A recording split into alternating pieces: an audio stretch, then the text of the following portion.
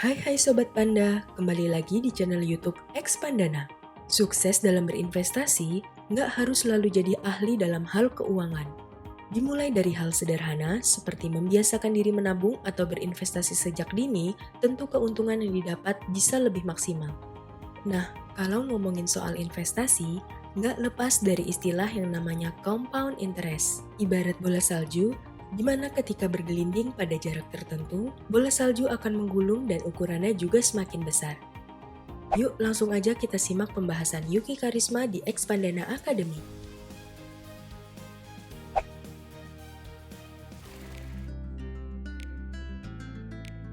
Investasi itu sebenarnya adalah instrumen atau vehicle-nya. Jadi kendaraan kita supaya kita bisa mencapai tujuan keuangan, bukan kendaraan kita untuk mencari uang sebanyak-banyaknya. Nah, kalau teman-teman pernah baca bukunya Simon Sinek, Start With Your Why, jadi dia ada membuat satu golden circle ini. Nah, kalau saya bawa ke dalam personal finance, teman-teman, konsep ini dimulai dari yang lingkaran paling dalam atau why-nya. Jadi setiap apapun yang kita lakukan, kita berbicara dulu kenapa saya ngelakuin ini. Yang kedua, baru kita ngomongin how-nya, bagaimananya. Bagaimana sih cara saya berinvestasi, kendaraan apa sih yang bisa saya pakai untuk mencapai tujuan keuangan saya. Jadi ketika kita berbicara tentang how, kita berbicara tentang knowledge-nya, pengetahuannya yang kita butuhin untuk tahu macam-macamnya apa, pros and cons-nya apa.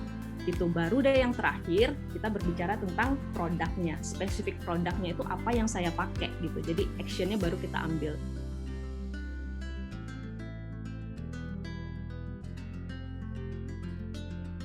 Yang namanya inflasi atau keadaan di mana nilai mata uang kita itu akan berkurang, itu real teman-teman, itu nggak bohong ya, kita nggak bisa hindari ya, maksudnya pasti akan terjadi gitu. Nah, untuk bisa menangkal inflasi ini, mau nggak mau teman-teman nggak punya jalan lain kecuali teman-teman harus perlu berinvestasi. Nah, teman-teman dalam hidup ini adalah circle of life ya namanya ya, kita mempunyai fase-fase kehidupan di mana kita itu nggak bisa dapat income lagi.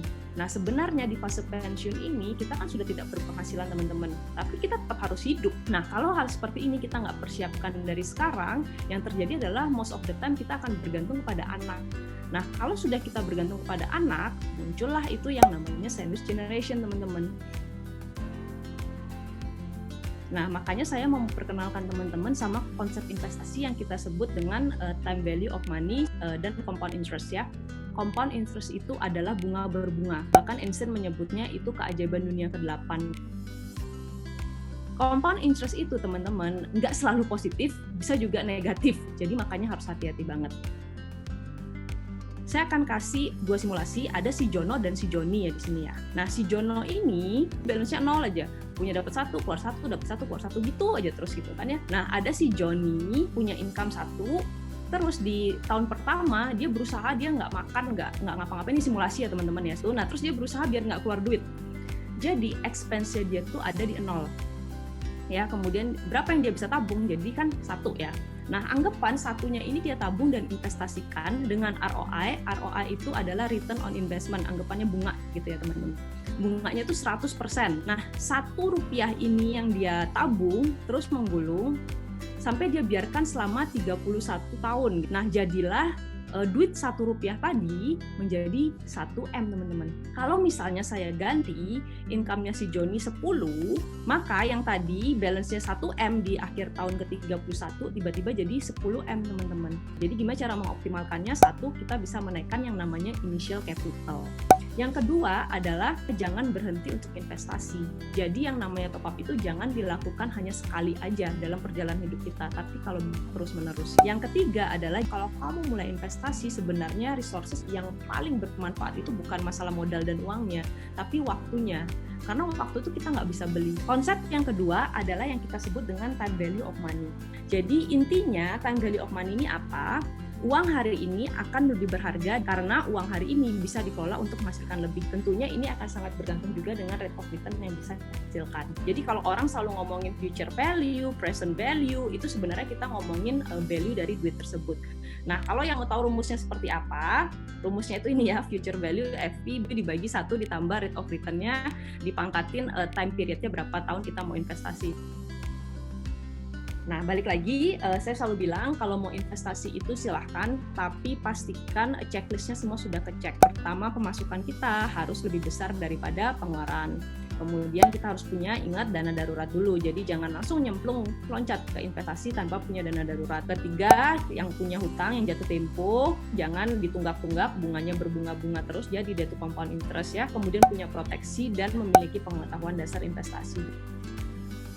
Nah, berbicara tentang money managementnya, sebenarnya ada 2 teknik yang teman-teman bisa pakai dalam money managementnya. Kita sebutnya dengan DCA atau dollar cost averaging. Jadi, ketika kita menggunakan metode ini, yang terjadi adalah kalau saham atau reksadana tersebut murah, kita dapat unitnya lebih banyak.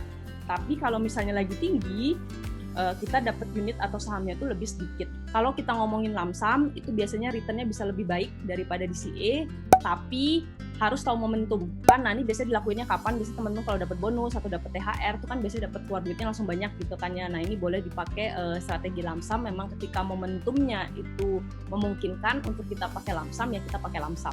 Gimana Sobat Panda? Sudah paham kan gimana hebatnya compound interest ini?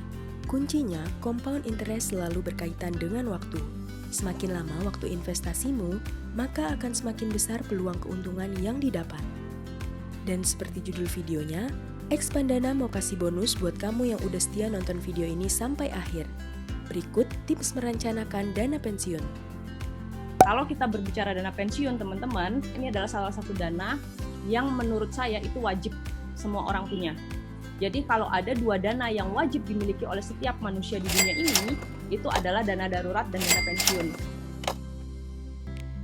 Nah, kesalahan yang sering ditemui ketika berbicara dana pensiun adalah banyak yang terlambat mulai.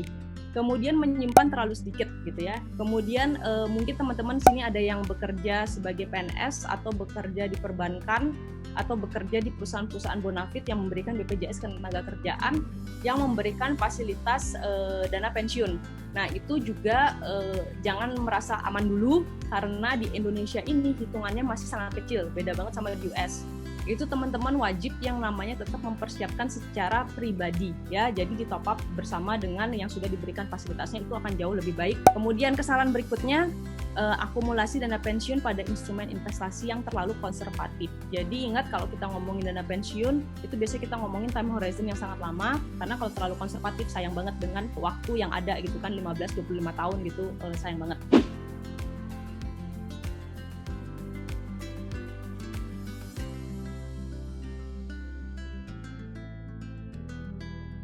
Nah, buat kamu yang mau belajar bareng Expandana, kami punya banyak event menarik seputar investasi, mengelola uang, bahkan produktivitas yang bisa kamu akses melalui website Expandana. Untuk link pendaftarannya, langsung aja cek di kolom deskripsi, like video ini, subscribe, turn on notification, dan bagikan ke temanmu lainnya.